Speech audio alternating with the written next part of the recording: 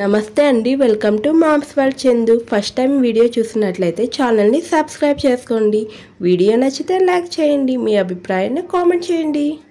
శ్రీ మహావిష్ణువు యొక్క 3వ అవతారం వరాహ అవతారం. ఈ కథలో మనము హిరణ్యాక్షుని తపస్సు, భూదేవిని అపహరించడం, శ్రీ మహావిష్ణువు వారాహ రూపం స్వీకరించడం, హిరణ్యాక్షుడు మరియు వారాహమూర్తికి మధ్య యుద్ధము, భూదేవి స్థాపన మొదలైన విషయాలు చూడవచ్చు. ఇక కథలోకి వెళ్దాం. అనాది కాలంలో కశ్యప మహర్షి మరియు దితి సంయోగంతో అసురుల పుట్టుక ఆరంభమైంది. దితి శక్తివంతమైన పుత్రులు కావాలని సాయంకాల సమయంలో కశ్యపుని ప్రార్థించింది. ధర్మానికి విరుద్ధమైనప్పటికీ కశ్యప మహర్షి ఆమెకు వరమిచ్చాడు.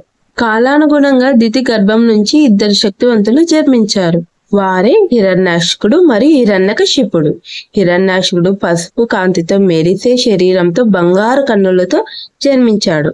అతడు జన్మించిన క్షణం నుంచే అహంకారంతో మహాశక్తితో పరిపూర్ణుడుగా ఎదిగాడు. అతడి గంభీర రూపాన్ని చూసి భూలోకమంతా దద్దరిల్లింది. హిరణ్యాక్షకుడు బలవంతుడైనప్పటికీ అతనికి అసాధారణ విజయాలు సరిపోలేదు. లోకమంతా తన పాదాల కింద ఉండాలన్న అతని గర్వకాంక్ష పెరిగిపోయింది. ఆ శక్తి అనంతం కావాలి, నాకు మరణం దగ్గర పడకూడదు. ఈ భావనతో అతడు హిమాలయ గిరి పర్వతాల లోతుల్లో నిలిచికొని ధ్యానంలో లీనమయ్యాడు. 1000 సంవత్సరాలు గడిచినా అతడి తపస్సు నిలకడగా సాగింది. వర్షాలు పడ్డాయి, మృగాలు చుట్టూ తిరిగినా అతడు తపస్సు నుండి కదలలేదు. తపస్సు ఉగ్రతను చూసిన బ్రహ్మదేవుడు ప్రసన్నుడయ్యాడు. బ్రహ్మదేవుడు ఇలా పలికాడు: హిరణ్యాక్ష, నీ తపస్సు నన్ను తృప్తిపరిచింది, వరం కోరుకో. అప్పుడు హిరణ్యాక్షుడు ఇలా పలికాడు: ప్రభు, నాకు అపారమైన శక్తి కావాలి. దేవతలు, మానవులు, రాక్షసులు నాకు ఎవ్వరూ సమానంగా ఉండకూడదు. నేను అందరికంటే శ్రేష్ఠుడిని కావాలి. బ్రహ్మదేవుడు కొన్ని పరిమితులతో కూడిన వరాన్ని ఇచ్చాడు. నీ చావు దేని వల్ల జరుగుతుందో తెలుసుకోలేవు. నీ శత్రువు ఇప్పుడు ఇంకా పుట్టలేదు. అలా బ్రహ్మదేవుని వరంతో హిరణ్యాక్షుడు మరింత గర్వంతో నిండిపోయాడు. అతడి ఉగ్రత 3 లోకాలను కదిలించేలా మారింది. బ్రహ్మ ఇచ్చిన వరంతో హిరణ్యాక్షుడు అంతులేని శక్తిని సంపాదించాడు. ఈ లోకంలో నన్ను ఓడించేవాడు లేడు అంటూ ఆకాశాన్ని చీల్చే గర్జన చేశాడు. మొదట దేవతలపై యుద్ధం ప్రారంభించాడు. ఇంద్రుడు, అగ్ని ఎవరు అతడి ముందు నిలబడలేకపోయారు. స్వర్గలోకం మొత్తం భయం వ్యాపించింది.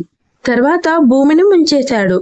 ఈ భూమి నా పాదాల కింద ఉండాలి అని సముద్రాన్ని కలవరపెట్టాడు. భూమిని పాతాళంలోకి లాగేశాడు. మానవులు తలదించుకున్నారు. దేవతలు దిక్కులేని స్థితిలో బ్రహ్మదేవుని వేడుకున్నారు. అయినప్పటికీ హిరణ్యాక్షుడు అహంకారానికి అడ్డు లేకుండా పోయింది. ఇప్పుడు నన్ను ఎదిరించే శక్తి లేదు అంటూ హేళన చేశాడు. అయితే బ్రహ్మదేవుడు చెప్పిన మాట మరింత శక్తివంతంగా మారింది: నీ శత్రువు ఇంకా పుట్టలేదు అని. ఇది కేవలం ఒక రాక్షసుడి గర్వకథ కాదు, ఇది ధర్మాన్ని కట్టబెట్టిన ఒక పరీక్ష.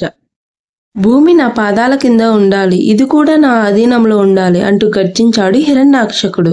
అతడు సముద్రాన్ని కలవరపెట్టాడు. ఎగిసిపడే అలల మధ్యలో అతడి శరీరం ప్రళయ రూపంలో వెలిగిపోయింది. భూదేవిని భీకరంగా పట్టుకొని సముద్ర గర్భంలోకి లాగేశాడు. భూమి తడిసిపోయింది, వణికిపోయింది.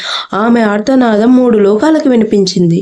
పాహిమం, నన్ను రక్షించండి అంటూ భూదేవి మొరపెట్టుకుంది. కానీ హిరణ్యాక్షకుడి శక్తిని ఎవరూ ఎదుర్కోలేకపోయారు. ఆమెను పాతాళ లోకంలో ఒక గుహలో దాచేశాడు.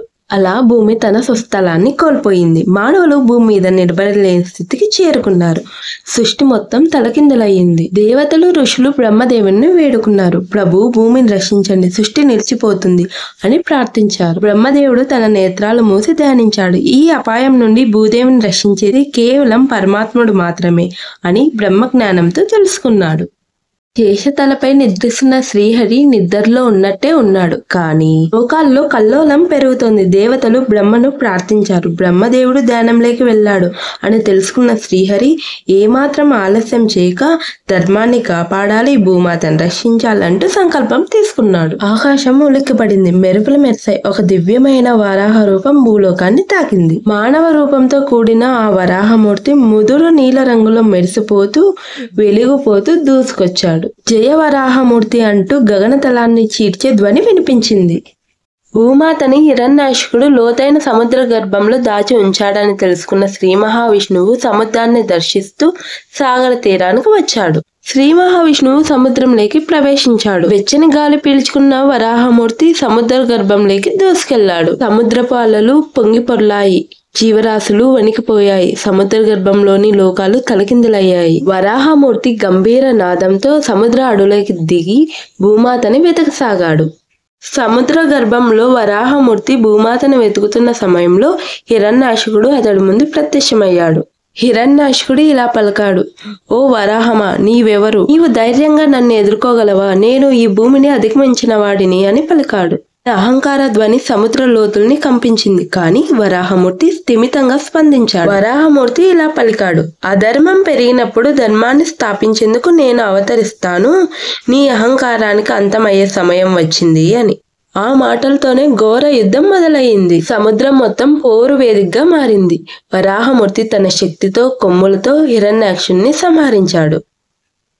హిరణ్యాక్షుని సంహారం అనంతరం వరాహమూర్తి భూమాతను గర్భంగా మోసుకొని సముద్ర లోతుల నుంచి పైకి తీసుకొచ్చాడు. భూమాత గంభీరంగా తేజోమయంగా ఆయన పైన విశ్రాంతిగా తేలుతూ ఉండగా వరాహమూర్తి భూమిని తన స్థానంలో మళ్లీ స్థాపించాడు. ఇది కేవలం భూమిని తీసుకురావడం మాత్రమే కాదు, ఇది ధర్మాన్ని తిరిగి స్థాపించడం. భూమాతకి జీవం తిరిగి లభించాక లోక సంచారం ప్రారంభమైంది. ఈ వరాహ అవతారం స్టోరీ ఎలా ఉందో లైక్ చేసి అలాగే మీ అభిప్రాయాన్ని కామెంట్ చేయండి.